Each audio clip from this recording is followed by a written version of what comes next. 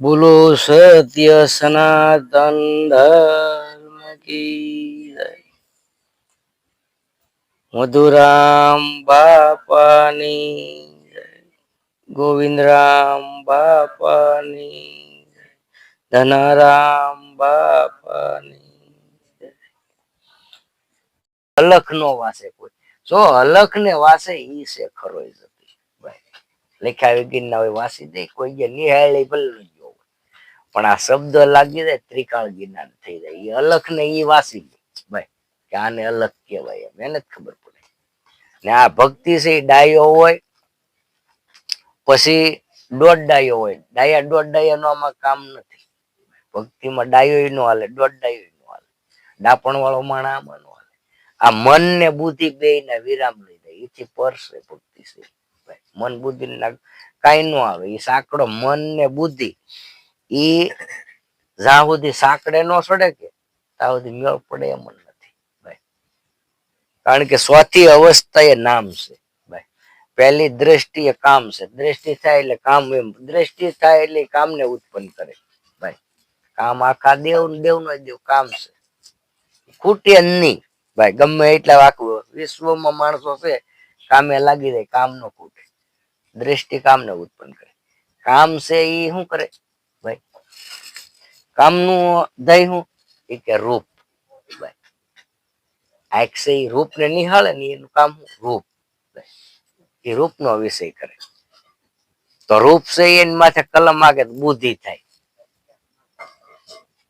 બુદ્ધિ છે એ કોણ છે એને સમજવા જતો વિધાતા આપણે કહીએ ને વિધાતા એ કે જેને વિધાતા એ લેખ લખ્યા એટલે ભાઈ વિધાતા તારી બુદ્ધિ વિધાતા છે તું વેળે કે ને હરખે તારા લેખ વિધાતા એટલે આપણી બુદ્ધિ હોય આપણું જીવન આપણે લખીએ છીએ અટાણે આપણે સારું જીવશું અમે આપણને સારું જ મળવાનું છે ભાઈ નિર્માણ કરવાના છે પણ આપણે ખરાબ જીવવાના છે તો ખરાબ ના આપણે ખરાબ થવાનું છે ભાઈ પણ અટાણે આપણને આ ભક્તિમાં સમજાતું નતું સમજાણું પછી એમ છું કે હારીનું આ અટાણ સુધીનું જીવન હાવ ખોટું પહેલેથી આવું હોત તો સારું હોત તો પહેલે આપણો છેલ્લો સવાસ છે પછી ના પહેલેથી પણ એ પહેલેથી શરૂ થાય ભાઈ પછી આપણે ઝાડા બહુ આટવા ન પડે બહુ આ બેવણે ન સડવું પડે એમ કેટલાય જન્મનું પુણ્ય ભેગું થાય તો અહીંયા ગુરુનું આપણને મળવું થાય ભાઈ એમને ગુરુ પાછા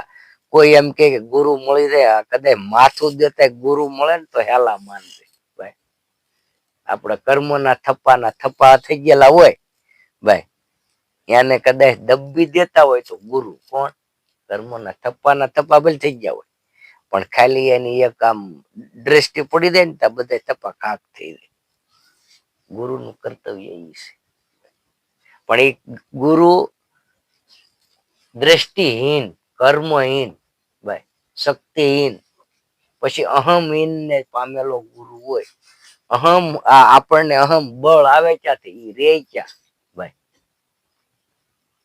અહમ વસ્તુ માણાને એમાંથી ન જાય ત્યાં સુધી કોઈ દિવસ ગુરુને ઓળખીને ગુરુ તત્વને ન ઓળખીએ ભાઈ કે અહમ એ કહેવાય હું હવે જ્યાં સુધી માણસના એમાં શક્તિહીન ન થાય ત્યાં સુધી કોઈ દિવસ સતનામ છે એનું પ્રાગટ્ય થતું નથી ભાઈ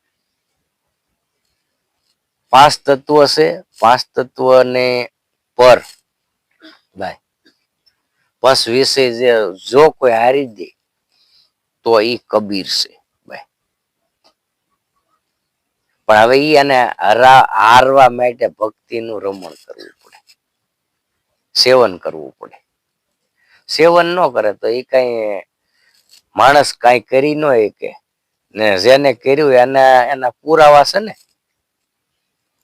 માણસો એને કીધું કે ભાઈ જોગી હોતો કે જટા વધારે અંગે લગાવે ભભૂતા કે દમડી કારણ દેહ ચલાવે જોગી નથી જગદૂતા છે ભાઈ દમડી હાટું દમડી કેતા દેહ આ દેહ હાટું થી અને જટા વધારી દે શું કામ એ કે કામ ન પડે ને બેઠા બેઠા માણસો એવા જોગી નથી જટા વધારે જોગી કહેવાય જોગી તો કોને કહેવાય કે જેની જટા ન હોય જોગ ને વધાર્યો હોય ભાઈ કે સંયોગ આ સંસાર સંયોગની પાછળ જોગ છે ભાઈ ઈ જોગ ને વધારે ઈ જોગી છે ભાઈ.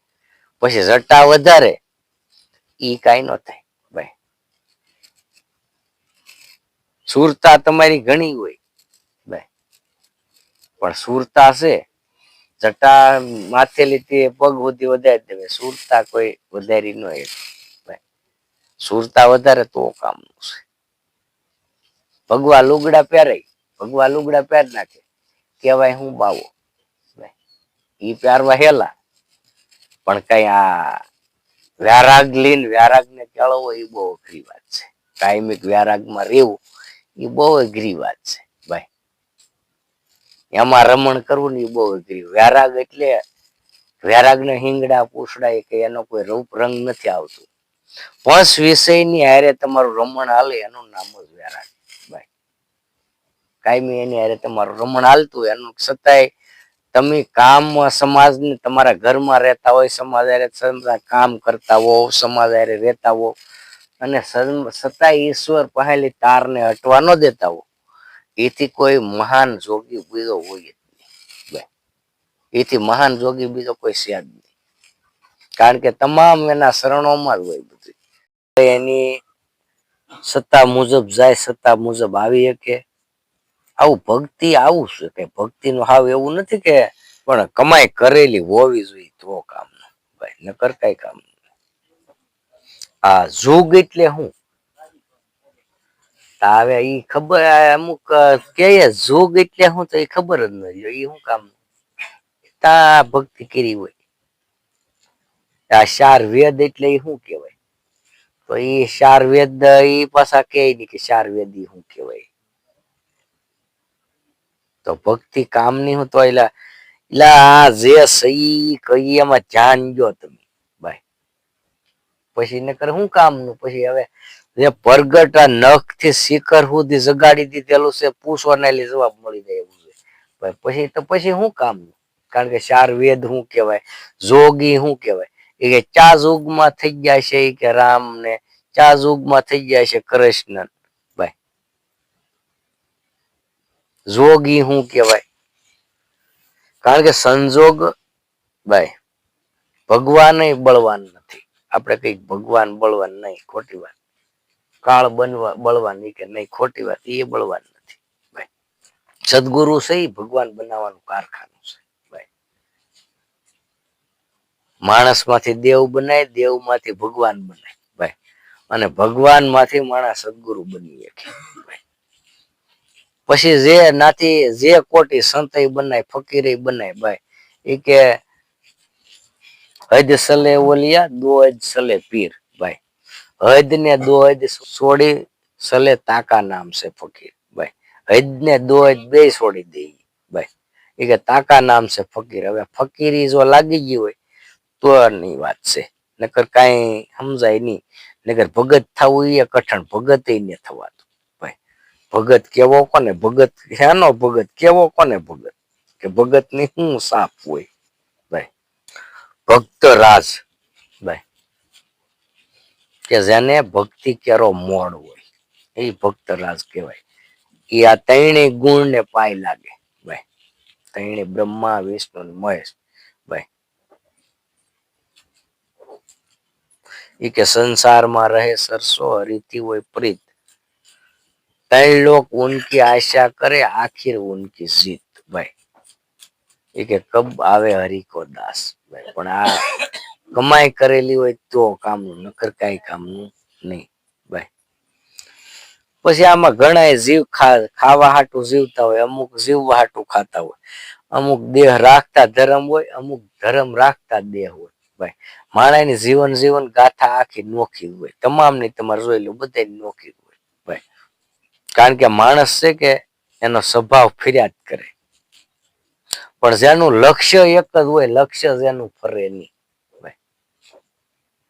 એ રીતે એ માથે માણસ ભગત છે, સંત છે, ફકીર છે, પીર છે, ઓલિયો છે, એ પ્રમાણે ઓળખાય ભાઈ. એના ગુણથી ઓળખાય ભાઈ. કારણ કે એ ગમે એ ગતિમાં ભજન ને છોડે નહીં ભાઈ. ગમે એ રીતની અંદર ભજન ને નો છોડે ભાઈ. એનું નામ જ તી ફકીરી કહેવાય. ઈ પછી એની લટ લાગી ગયેલી ગણાય ઈ ભાઈ. પછી ભજન એને ન મૂકે ને ઈ ભજન ને ન મૂકે. પછી વસન માંથી વસન બોલાતું, વસન માંથી વસન છૂટે.